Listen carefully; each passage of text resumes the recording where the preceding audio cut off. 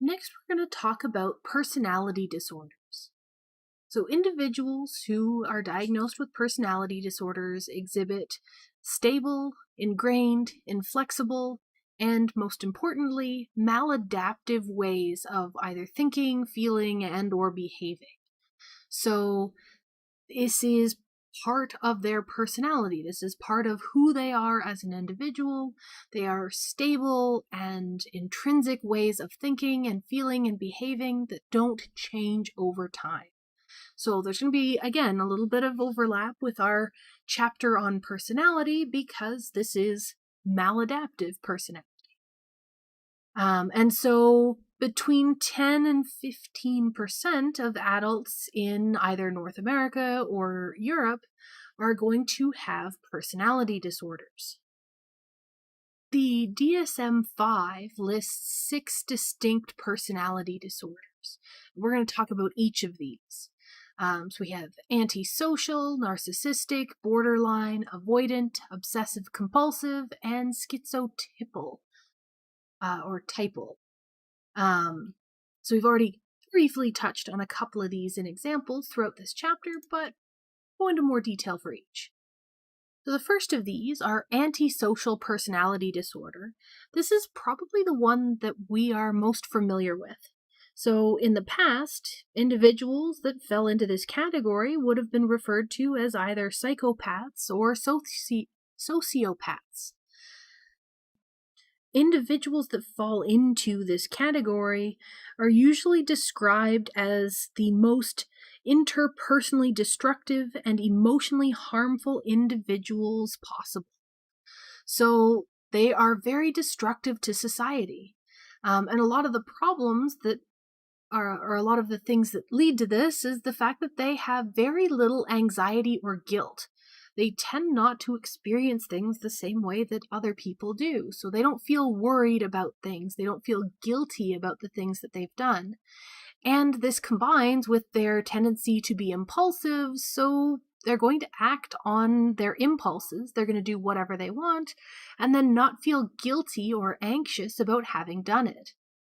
And this impulsivity ties into their inability to delay gratification of their needs. So I'm sure you can see some discussions of Freud in the future when we get into some psychodynamic views of causes, but we'll come back to that. But yeah, so if a thought pops into their head, if they want to do something, they're just going to do it. Actual antisocial behavior is only going to occur in a very small portion of psychopathic individuals. So this isn't something that is overly common. It's not seen in tons and tons of people, which is probably fortunate considering how destructive they have the potential to be.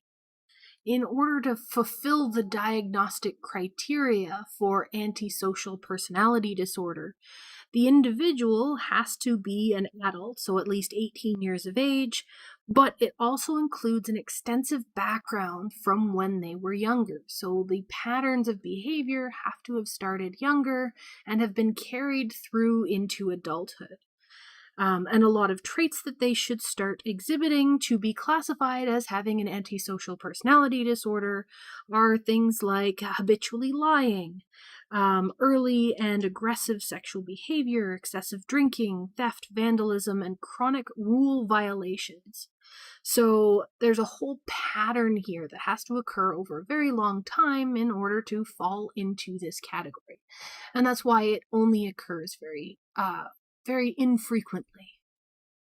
If we want to look at causal factors, and again, not loving the causal side of things, but factors that influence whether people have antisocial personality disorder or not, we can talk about our our biological factors first.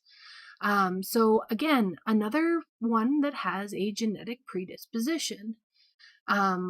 If you are an individual that has this disorder, you are more likely to be related to other individuals who also have this disorder. It tends to be that concordance or occurrence where people who are related to each other tend to all have this disorder, or at least be more likely to have this disorder. So, evidence for genetic predisposition. We also tend to see, at least sometimes, dysfunction in brain structures that are governing our self-control and emotional arousal. So, in studies, say with an MRI, they would see differences in the prefrontal lobes, or weaker limbic input to the frontal cortex. So that prefrontal area and frontal cortex, all related into decision making and potentially into emotional arousal stuff. And so the question marks again tell us that there isn't necessarily a lot of agreement between studies, but there is some evidence pointing us in that direction. So there might be something going on there. From that psychodynamic view that I hinted at a little bit earlier, that lack of impulse control, Freud pointed to that and said it was a lack of superego. These individuals are lacking the superego to control the impulses of the id.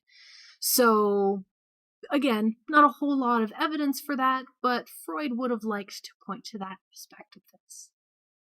If we want to look at how learning might influence people developing this disorder, we see this issue where if these individuals aren't experiencing remorse or anxiety or guilt over their behaviors, it's really hard for them to experience any kind of learning associated with it because they can't be punished because they don't feel that guilt.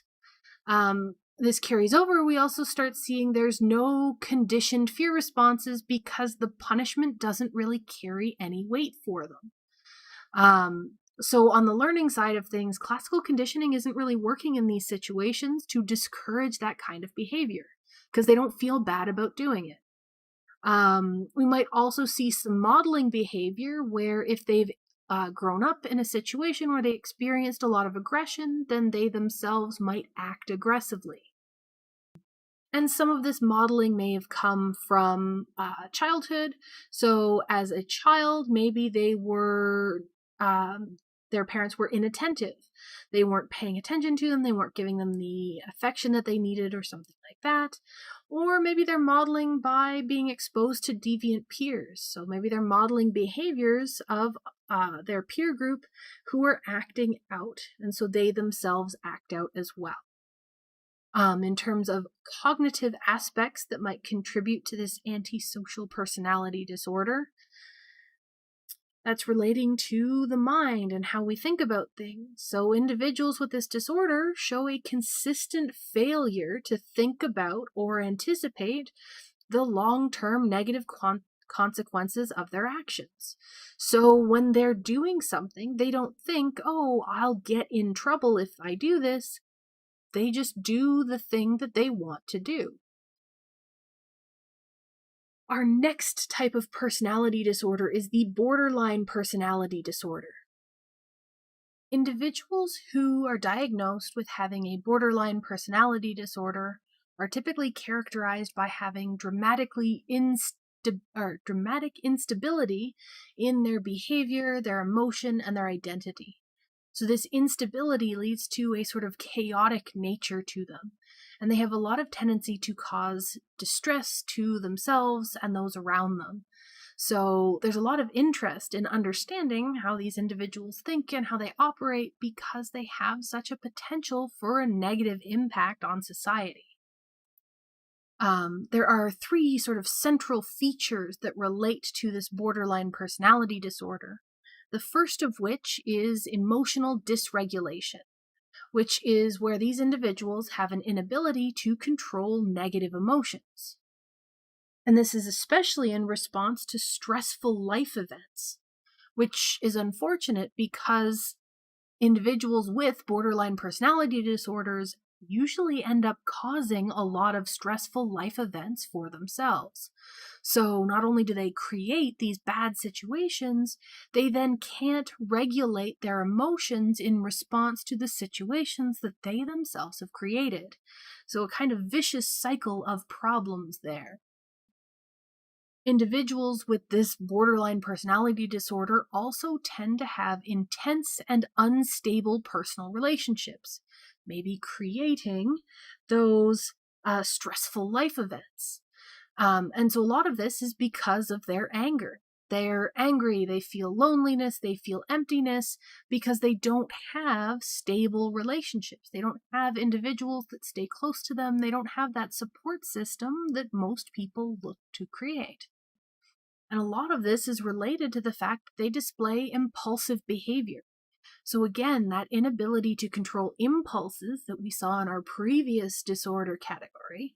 But individuals in this category, they show impulsive behavior like running away or being promiscuous or using drugs. So acting on impulses and not controlling their behavior. And these sorts of behaviors can drive people away. They can sabotage personal relationships, which in turn can create negative life events that they have trouble controlling their negative emotional responses to. So all of these feed together and cause sort of a multitude of problems altogether. And this is another one of those disorders that tends to co-occur with other diagnosable disorders. So borderline personality disorder tends to co-occur with things like mood disorders, PTSD, and even substance abuse disorders. And so there are quite a few studies that have documented them kind of going hand in hand, probably due to a lot of the situations that are created by all of these factors on this slide here. And when we start looking at factors that are related to developing this borderline personality disorder, we tend to notice that a lot of researchers point out that individuals with this disorder have chaotic personal histories. When asked to recall their earliest memories, they tend to report situations that are very negative, very chaotic. So lots of reports of abuse or unhelpful individuals or negative scenarios. And this is where it gets kind of interesting because it's not necessarily clear if these events are very, very negative or if the individuals have a tendency to perceive situations as more negative than they really are. Individuals with this borderline personality disorder tend to view potential helpers, so individuals who could help them, as being less helpful than they should really be viewed. So individuals with this disorder have sort of a more negative skew to the world, but they do also tend to have more negative people in their lives. And a lot of this traces back to their parents. So most people with a borderline personality disorder had abusive parents, parents who rejected them or who were non-affirming. Basically not giving them a solid support system, not starting them off right in the world. So it's kind of this interaction, this interplay between maybe if they had a more supportive environment, then their view of the world would be more positive, but also their negative view of the world leads them to interpret potentially neutral situations as being negative, which kind of perpetuates that cycle. So again, a lot more complicated than we can get into in a brief discussion here. And it will come as no surprise that there are also biological factors at play here, where there's evidence for genetic involvement when looking at close relatives being more likely to have this same borderline personality disorder. There's also some evidence that maybe there's a biological abnormality in their neurotransmitters in the brain, or differences in functioning in the parts of the brain that are contributing to emotional self-regulation. But again, it's fairly vague because the research is rather recent. We just know that there are some biological factors involved in potentially developing this disorder.